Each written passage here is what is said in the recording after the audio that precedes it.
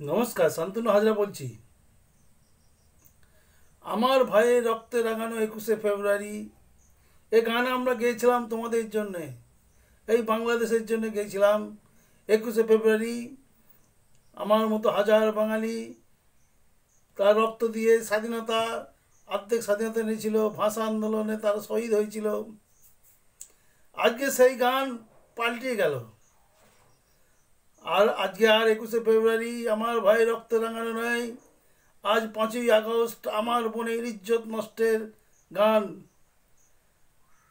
5ই August আমি কি ভুলতে পারি? আমার ভগিনী, আমার বোনের, আমার মায়ের ইজ্জত নষ্ট করি আমি করেছি, ভালো লেগেছে। দেখে যাও, দেখে যাও সবাই আমার বোনের ব্রাড সাইজ। সেই জন্য বন্ধুগণ, এই গান আর গা হবে না যে আমার ভাই রক্তে রাঙানো 21শে ফেব্রুয়ারি। এখন থেকে গা হবে আমার বোনের সাইজ দেখে যাও ব্রার। আজ 5ই আগস্ট, তাই আমি দেখাবো আমরা মা মেঘজ্জাত। আমরা এটাই চেয়েছিলাম, এবং কলির শেষে এটাই হবে, এটাই লেখা আছে আমাদের ভারতীয় পুরাণে। মুসলিমদের পুরাণেও লেখা আছে যে যেদিনকে মায়ের ইজ্জত নিয়ে ছেলে খেলা করবে সেদিনকেই পৃথিবীটা ধ্বংস হয়ে যাবে। তো বাংলাদেশ এত তাড়াতাড়ি ধ্বংস হয়ে যাবে বোঝা যায়নি। বাংলাদেশকে আর দেশ বলা যাবে না। ওরা যে মা বোনের সম্মান নিয়ে নষ্ট করলো, আমাদের নয়, এ লজ্জা ওদের। আমরা ভারতবাসী মাথা উঁচু করে থাকি, আমাদের পা আছে মাটিতে কিন্তু মাথা আছে আকাশে। আমরা ওই হিজড়াদের নিয়ে থাকি না। আজ থেকে বাংলাদেশের নাম হবে land of hijras. Hijra land হিসাবে তার গোটা বিশ্বে পরিগণিত হবে। এই এই স্মার্ট দেশটাকে এই বাংলাদেশের মানুষ কিভাবে নষ্ট করলো চোখের সামনে। একটা হিন্দি সিনেমা হয়েছিল বেসরম, অমিতাভ বচ্চন সেই ওইটার হিরো ছিল। তা গুন্ডাদের দল অমিতাভ বচ্চনকে গান পয়েন্টে ধরে নিয়ে এসে বলেছিল, তোমার মাকে মাঝ রাস্তায় নিয়ে গিয়ে কাপড় খুলে বেইজ্জত করো।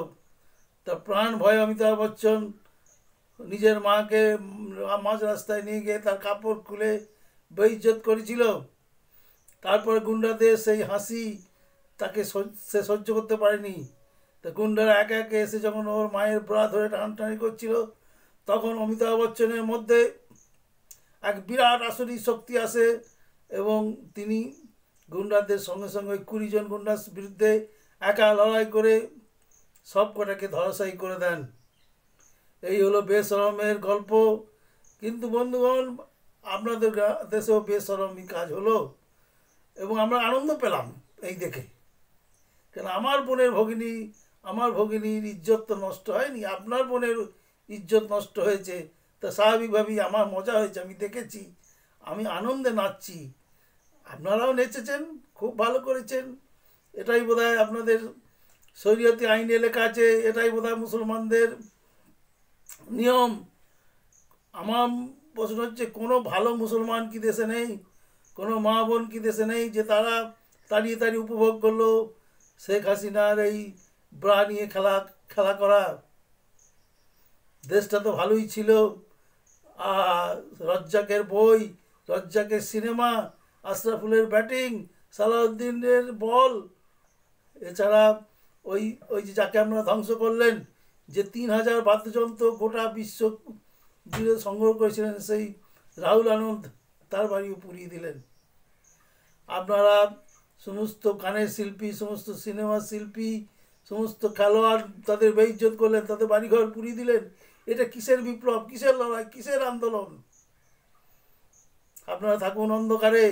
এইভাবে এই এই আত্মঘাতী হামলা, এই আত্মঘাতী বিপ্লব হয়েছিল ইরানে। এই আত্মঘাতী হামলা হয়েছিল লেবাননে। লেবানন অশান্তির আগে লেবানন খুব ভালো ছিল, তারা পৃথিবীর শ্রেষ্ঠ দেশগুলির মধ্যে একটা ছিল। ইরানও ছিল, ইরানের শাহরা যখন ছিল, ইরান বিশ্বের মধ্যে একটা বিখ্যাত দেশ ছিল। ইরানে 1973 সালে এশিয়ান গেমস হয়েছিল, এবং গোটা বিশ্ব মুগ্ধ হয়ে দেখেছিল যে ইরান দেশের সমৃদ্ধি।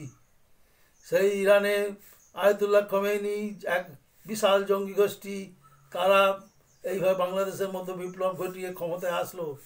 তারপর থেকে ইরানে শুধু খুন জখম আর সরকারি সম্পত্তি নষ্ট নিজেরাই করে, নিজেরাই বছর একবার করে যুদ্ধ করে, মুক্তিযুদ্ধ করে বাংলাদেশের মতো। আজকে ইরানের কী অবস্থা, বিধ্বস্ত অবস্থা হচ্ছে, ভয়ঙ্কর অবস্থা। লেবানন, লেবানন একটি ছোট্ট দেশ এবং তার ইকোনমিক, তার অর্থনৈতিক কাঠামো ছিল পৃথিবীর শ্রেষ্ঠ দেশগুলির মধ্যে একটা। এই এই লেবাননে এত সুন্দর দেশ ছিল, এত সুন্দর সাজানো ছিল বেইরুটের রাজধানী, যে আমাদের দেশে স্বামী কাপুরের একটি বই হয়েছিল ইভিনিং ইন প্যারিস, তার শুটিং কিন্তু প্যারিসে হয়নি, কারণ প্যারিস নোংরা। এই বেইরুটে হয়েছিল, এই লেবাননে হয়েছিল, কিন্তু বেশি দিন স্থায়ী হয়নি এই বেইরুনের সৌন্দর্য, এই বেইরুনের অর্থনৈতিক কাঠামো। কিছুদিন অচিরেই হিজবুল জঙ্গিরা এই বেইরুটে দখল নিল। আজকে বেইরুটের কী অবস্থা, কালকে বাংলাদেশেরও তাই হবে। আজ বেইরুটে মহিলারা ড্রাগ পেডলার, কেউ বা আমেরিকার হয়ে অ্যাথলিট করে, আর বেশিরভাগ সুন্দরী মহিলাই পর্নোগ্রাফি সিনেমা অভিনয় করেন। আর ওখানকার ছেলেরা ড্রাগ পেডলার, ওই 28 বছর অবধি বাঁচে, পর্নোগ্রাফিতে অভিনয় করে। আর আর যেটা করে সেটা হচ্ছে গিয়ে অ্যাথলিট, যারা ভালো অ্যাথলিট আছে তাদেরকে আমেরিকায় নিয়ে গিয়ে বা পৃথিবীর অন্যান্য দেশে নিয়ে গিয়ে তাদেরকে মরণপণ একটা লড়াই করায়, দিয়ে আমেরিকার নাগরিকত্ব দিয়ে তাদেরকে অলিম্পিকের আসরে নামায় এবং সোনার রূপো পায়। তারপর তাকে 20 ইঞ্জেকশন দিয়ে মেরে দেয়। কিন্তু বাংলাদেশ ধ্বংস হলে কী হবে? মানুষগুলো তো ধ্বংস হবে না, তারা তো বাঁচার চেষ্টা করবে। তারপরে এই মানুষগুলোকে নিয়ে আবার কখনো দেখবেন তখন ওই পর্নোগ্রাফি ইন্ডাস্ট্রি বাংলাদেশি মহিলাদের দ্বারা ভর্তি হয়ে গেছে। ওই অলিম্পিকের আসরগুলো বাংলাদেশি ছেলে মেয়েদের জায়গা হয়েছে। আর অথবা এই বিরাট আমাদের এই ড্রাগ পেডলারি, এশিয়া জুড়ে আফগানিস্তান, পাকিস্তান থেকে ইন্দোনেশিয়া, ভারতেও কিছুটা এই যে ড্রাগ স্মাগলিং, এর মধ্যে বাঙালিরা থাকবে। কিন্তু বন্ধু, আমরা কিন্তু সেই বাঙালি নই, আমরা ভারতবাসী। আমাদের মাথা আছে আকাশে। আমরা কোনোদিন নিজের বোনের অন্তর্বাস নিয়ে ওইভাবে খেলা করব না, যেটা আপনারা করেছেন। সেই জন্য ইতিহাস আপনাদের ক্ষমা করবে না। আজ থেকে আপনার নাম বাংলাদেশ মুছে গিয়ে, আমরাও চাই না যে আমরা পশ্চিমবঙ্গের বাসী, পশ্চিমবঙ্গের পাশে পূর্ববঙ্গ থাক। আমরাও চাই আপনাদের নাম হোক land of hijra, hijra land, হিজরা দেশ। যাই হোক, অনেক আক্ষেপ থেকে কথাগুলি বললাম। আশা করি বাংলাদেশে অনেক ভালো মানুষ আছে যারা আমার সঙ্গে একমত নন, তবুও বললাম রাগে, কষ্টে, দুঃখে। যে বাংলাদেশ নিয়ে আমরা গর্ব করতাম, যে বাংলাদেশের টিভি চ্যানেল পাওয়ার জন্য আমরা থালা ঘটি বাটি অ্যান্টেনায় ঝোলাতাম, কি একটু আমরা রজ্জাক সাবানার অভিনয় দেখব, কি আমরা রুনা লায়লা বা কত শিল্পী, রেজওয়ানা চৌধুরী, বন্যা থেকে শুরু করে এদের একটু গান শুনবো। কত কবি, কবি শামসুর রহমান, আমাদের কবি শাহরিয়ার কবি, আমাদের চোখের মণি। আজ এই লোকগুলো ওদেরকে সব ধ্বংস করে দিল। আজ রবীন্দ্রনাথের মূর্তি ভাঙা হচ্ছে, রবীন্দ্রনাথকে গুয়ে ফেলে দেওয়া হচ্ছে। তাহলে ওটা কি দেশ বলা যায়? ওটা তো একটা নরক, হিজরাল্যান্ড। যাক, আজকের ভিডিও দীর্ঘায়িত করছি না, যত করব তত মুখ দিয়ে অশ্রাব্য কুশ্রাব্য বেরোবে। আজ এখানেই শেষ করছি। ধন্যবাদ।